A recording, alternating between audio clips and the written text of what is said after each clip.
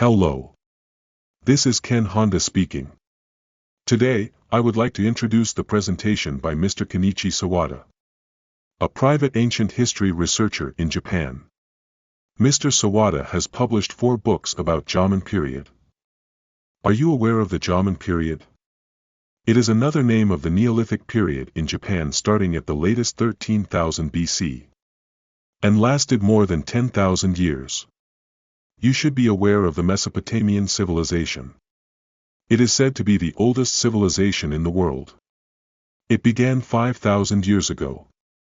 So, you can get an idea of how long ago the Jomon period was. Mr. Sawada says that the Mesopotamian civilization was created by the Jomon people.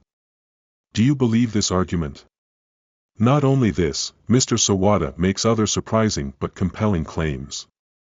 Following video is Mr. Sawada's presentation at Jomon-do study session in May 2024.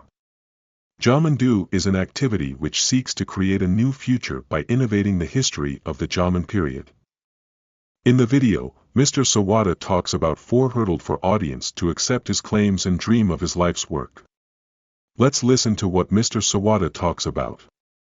Good morning. My name is Sawada Kenichi, and I am an organizer of German Ainu Research Society.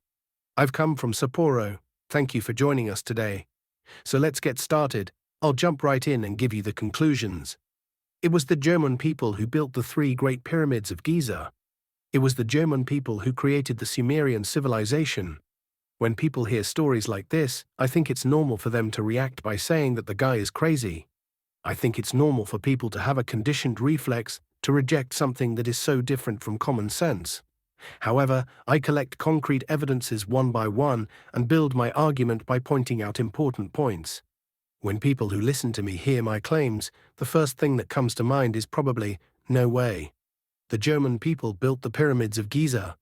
Anyone with common sense would undoubtedly think that there's no way that could happen.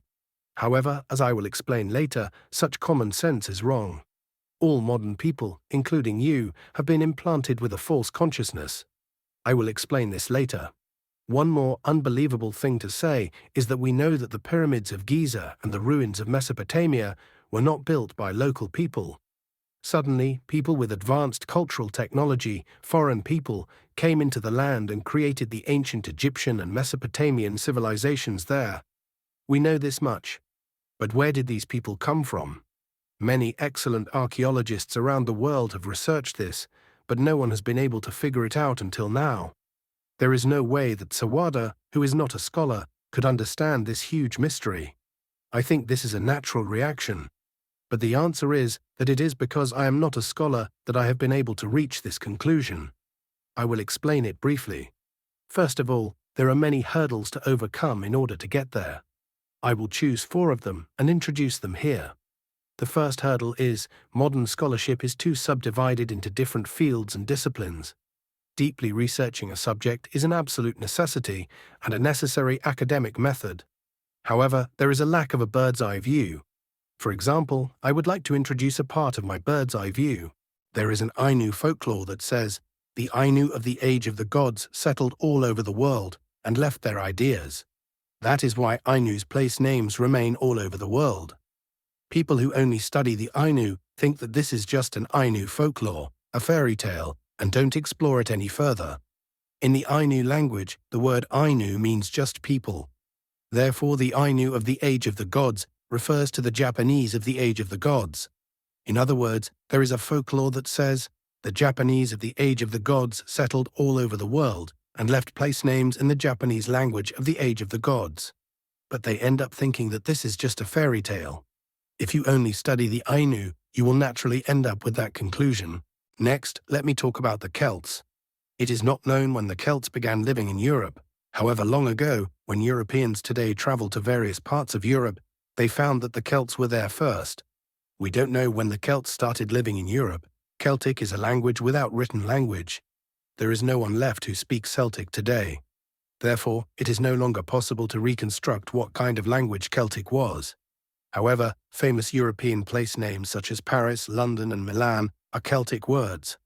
And the names of particularly large rivers such as the Seine, Danube, and Rhine are also Celtic words.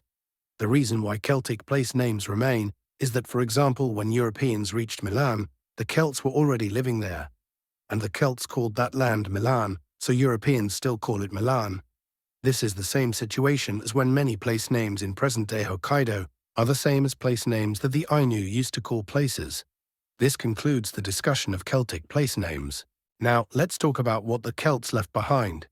The Celts left stone circles all over Europe. The most famous of these is Stonehenge in England, which is said to have been built between around 2500 and 2000 BC. However, no technology prior to the construction of stone circles has ever been unearthed. Suddenly, complete stone circles are unearthed. And now a scholar studying stone circles in England is starting to say that they may have some connection to the Jomon stone circles. The researcher is, of course, British, but he can speak fluent Japanese. Foreign scholars have already begun to link the ruins of their own countries with Japan's Jomon period and research them, but we Japanese are the ones who are lagging behind in this awareness. This concludes the story of the similarities between stone circles in Japan and Europe. The European Ice Age, the age of Homo sapiens, roughly overlaps with the last Ice Age. However, when Homo sapiens was first born, the Earth was still warm. At that time, Europeans were living on the European continent. However, 80,000 years ago, the temperature of the Earth began to drop, and we entered the last Ice Age, known as the last glacial age. As a result, northern Europe was covered in glaciers, and even southern France was a world of snow. And even in southern France, the snow only melted for a few months of the year. The European continent became a world of ice and snow, and then Europe became too cold to live in. Then everyone in Europe fled to the south. The late Paleolithic period almost overlaps with the period of the last Ice Age. The areas where human activity occurs change depending on the temperature of the Earth, and so the last Ice Age and the late Paleolithic period almost overlap. But Europeans could no longer live in Europe either. Then, around 10,400 years after the last glacial period ended, Europeans returned to the European continent. The ruins of Gersdorf in southern Germany are said to date back to this period. However, when this site was carbon dated, the result was 14,000 years ago, not 10,400 years. 14,000 years was right in the middle of the last glacial period, and at its coldest. There was no way that Europeans could have been there. So the question arises as to who lived there. Pictures of seals have been unearthed at the Gersdorf site. These are called line engravings, and many pictures of seals drawn on stone have been unearthed. And although about 2,500 animal bones have been unearthed from the site, not a single seal bone has been found. In other words, there were no seals around Germany, even during the Ice Age. Where did seals live? Seals live in the sea off Hokkaido and in the Arctic Ocean. This concludes the story of Ice Age ruins and seals. Next, let's talk about the Basque people. There is an ethnic group called the Basque people who live in the Central Pyrenees, and they still speak Basque. The Basque people are an ethnic group of unknown origin, and it is said that Basque is a language of unknown origin. The reason is that Basque is the only agglutinative language in Europe. There is no other ethnic group in Europe that speaks an agglutinative language. And a researcher who studies the Basque language has pointed out that Basque is close to Japanese language. He has pointed out that within Japanese, Basque is particularly close to the Ainu language. By connecting these facts, one theory gradually begins to emerge. So I'll tell you one important thing. Archaeologists haven't even compared the number of ruins from the last Ice Age, in other words, the last Ice Age, all over the world. Altamira and Lascaux are famous, but it is said that more than 300 such cave paintings, and at most 400, have been found throughout Europe from the late Paleozoic period.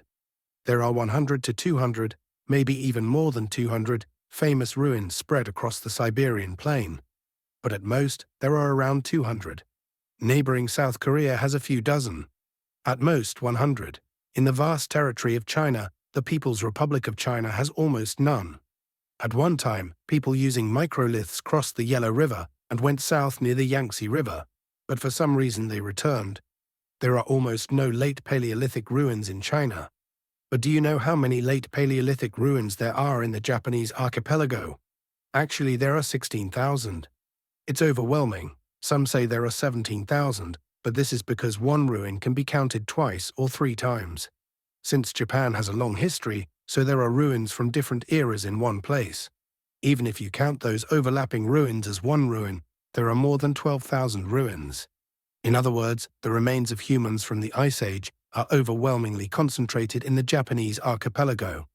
I think that just knowing this one fact will change your perspective on ancient times. So what about remains outside of Japan?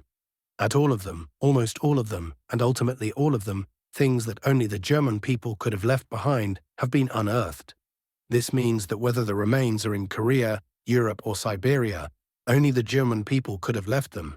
In the first place, Europeans could not even have lived in Central Europe during the last Ice Age, so there is no way they could have left remains in Siberia. So I've gotten a little long, but I've talked about the second hurdle. Not just archaeologists, but we Japanese people all assume that Japanese culture is backward. If the same technology and culture existed in Japan and on the continent, everyone will assume without any consideration that the continent was the original and Japan was a copy. Japanese people have been made to believe this. In fact, it's the other way around. Japan is the original and the continent is the copy. The Japanese novelist Ryotaro Shiba said at an American academic conference, "Japanese culture was far from the light source that is civilization, and until the boat people with rice arrived in Japan, Japan was in darkness." Although Ryotaro Shiba's words are a bit extreme, most of us Japanese have been raised with that mindset. We have been made to believe it. However, this is as big a difference as the difference between the heavenly path theory and the heliocentric theory. Technology and culture did not come to Japan from the continent, but went out from Japan to the continent. This is a battle to switch from the heavenly path theory to the heliocentric theory in the field of history. But Japanese scholars cannot afford to be impatient. They cannot switch their minds. Next, I would like to talk about that literary research. Just today, this talk is being given at the hall commemorating Professor Hokichi Hanawa. Professor Hokichi Hanawa was a completely blind scholar who memorized all of Japan's classical literature using only his own memory and had his students write it down. He was the person who supported Helen Keller, who overcame the triple hardships of life in the United States. As we can see from the example of Hokichi Hanawa, verbal records are actually more accurate than written records. During the Meiji period from 1868 to 1912, the Japanese government also taught the Ainu people how to write. At the time, the Japanese government was trying to survive in a world of written culture dominated by Western countries. Therefore, the Japanese government taught the Ainu people how to write out of kindness. However, this caused problems in Ainu society. None of the Ainu could memorize the long Ainu folk song called Yukar by heart. Until then, it would take more than an hour to recite the Yukar, and everyone was able to memorize it word for word without making a mistake. However, because they had just learned the characters, not a single person could recite them. The Ainu elders lamented this very much. The people of the Yamato court during the Heian period from 794 to 1185 AD said the same thing. There is a book called Kogo Shuei. This book was compiled in 807 AD and contains content comparable to Greek mythology. At the beginning of the book, there is a word of caution. It says, "I have heard that when there were no characters, people never forgot what they heard or said. However, after learning how to write, people became frivolous and began to mock the elderly. People these days only record things in characters, so they make a lot of mistakes. The mistakes occurred because they were recorded in characters. The Japanese government at the time feared that, if we leave this as it is, incorrect records will be made everywhere. So the Japanese government took responsibility and created the Kojiki and Nihon Shoki in an attempt to leave behind texts that were correct. Naturally, the Kojiki and Nihon Shoki were written down through words, meaning that they were written down from legends, so the memorized words are correct. People in the past thought this way and passed it down. For example, in Japanese mythology, Ninigi no Mikoto is said to have landed on Kurose Beach in Satsuma of Kyushu Island. On Kurose Beach, there is still a stone monument standing at the spot where he first landed. I'm planning to go there to see it next week. Scholars have always ridiculed these myths, calling them lies, frauds, and saying that Japanese mythology has no truth to it, and have always maintained the northern theory. Regarding the route by which the ancestors of the Japanese people entered the Japanese archipelago, Scholars have said that there was a possibility that they may have come from the south, but the main route was from the north, and that they came from the north. I'd like to talk about the fourth hurdle. This southern theory and northern theory is where I started in elementary school. When I was in elementary school, my teacher taught me that the Jomon people came from the north chasing mammoths. When I asked my teacher why they did that, he answered that they were eating mammoths at the time, so they followed the mammoth herds. I was still in elementary school at the time, and my thinking was immature. So I said to him that it would have been better for them to stay in Siberia since the main herd remained there, rather than chasing such a small herd, but my teacher had no answer for that. First of all, it was very, very cold then. Even when I asked him why he was in such a cold place, he couldn't answer. I was a bit of an odd kid who liked to read complicated books since elementary school. So I read a lot of archaeology books that adults read. But no matter what book I read, the books that talk about where the German people came from always say that they came from the north. Furthermore, they wrote that this was the conclusion of the academic community. Or there were scholars who wrote that it was absolutely certain. Some of the teachers wrote that we should not doubt it. But have any scholars written reasons for their assertions? Not a single one has. So I came to the conclusion that there is no point in learning from a teacher who tells you to believe and not doubt things you cannot explain yourself. I have always loved history, so I have always wanted to make it my career. However, I thought there was no point in learning history from a teacher who taught like that. Since then, I have been studying history on my own. In the end, it turned out to be the right answer. I have just mentioned 4 hurdles. First, academics are too specialized. Second, they believe that Japanese culture is backward. Third, they refuse to acknowledge the value of traditional records, calling them fabrications and counterfeits. Fourth, they were too attached to the northern theory. However, regarding the fourth point, archaeologists are finally starting to switch to the southern theory, so I think the Archaeological Society will also change from now on. Okay, I would like to talk about what I will be doing from now on. I have already published 4 books. I am planning to publish 1 more. This will allow me to paint a complete picture of history as I have it in mind. I want everyone to read this book, so it is written in narrative format to make it easy to read. Therefore, some people may think that it is not academically accurate. However, there will be a list of references at its end. It says that this book is written accurately based on these academic papers.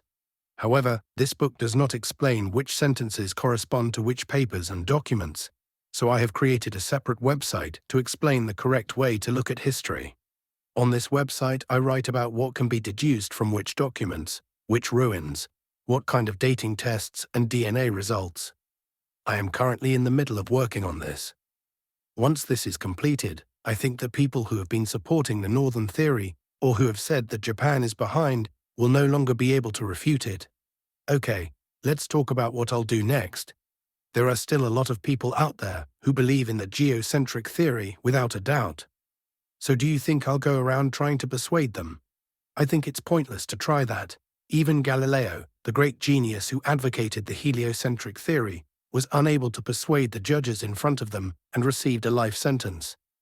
Galileo, you see, was refused even a funeral.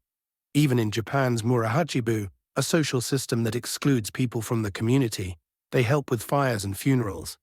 But Galileo was refused even a funeral. Even a great genius like him suffered like that, so I don't think there's any point in doing the same thing. So, as I said earlier, I'm presenting my arguments and developing my discussion on my website, so I'd like you to read it and increase the number of people who understand. Also, I would like to gather people who think that Sawada is right and write a big history. In other words, I want to write a super history that surpasses the history of Herodotus, and a super record of the historical record that surpasses the records of the Grand Historian by Sima Qian. By the way, Gunsho Ruiju, written by Hokichi Hanawa, consists of over 60 volumes. I don't know how many volumes my big history will have. Let me briefly explain why. For example, I think I will devote 1 volume to the single topic of weaving technology. On the southern side of the Himalayas in Hindu Valley, there is a fabric called Shumon weave. It is a single weave. On Hachijo Island of Japan, there is something called Sanada weave. It is a double weave, woven in the same way as Shumon weave. The cloth used to wrap mummies in South America is a triple weave, woven in the same way. So the weaving technology of South America, the technology for weaving Sonada weave, and Shumon weave as the previous technology, I think it is absolutely necessary to write about these things. In this way, I would like to first write about the development process of the weaving technology. I would also like to add that there is a fabric called anjin, which is unique to the Jomon period. This is called mojiri ami, and is woven by twisting the fibers. It is an extremely complicated and time-consuming weaving method, and in the Yayoi period of Japan, from 8 BC to 4 AD, a simpler plain weave became popular. Anjin weaving then disappeared from Japan. However, anjin fabric, which is unique to the Jomon period, has been excavated from ruins of ancient civilizations all over the world. The world's first rice paddy cultivation was started in the Jiangnan region of China.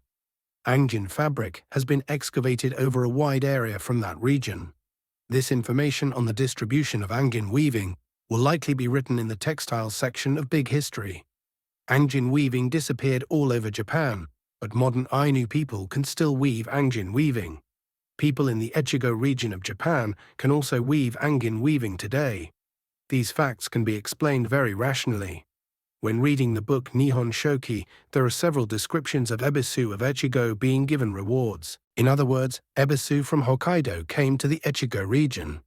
Ebisu were once found throughout eastern Japan, but were gradually pushed further north to Tohoku and Hokkaido areas. Hokkaido and Niigata are connected by a sea route, and people from both lands travel back and forth. Therefore, it is rational to understand why the same technology remains in Niigata and Hokkaido. Just one piece of textile would take at least one volume. I would like to create something like that. I want to create a book that, whether it's 1,000 or 2,000 years from now, anyone reading the ancient history of mankind will have to read my big history. I don't know how much I can do in the time I have left. That's my dream. This is the end of the first half of Mr. Sawada's presentation. The second half will be delivered in the next video. Please wait for the next video. Thank you for watching. Mr. Sawada's presentation was given at Jomon-do's study session in May 2024. We would like to thank Mr. Haruchi Kato, an founder and an organizer of Jomon-do. Jomon-do is an activity that seeks to create a new future by innovating the history of the Jomon period. If you have any questions or any others, please leave your comment or send us an email directly. Thank you very much.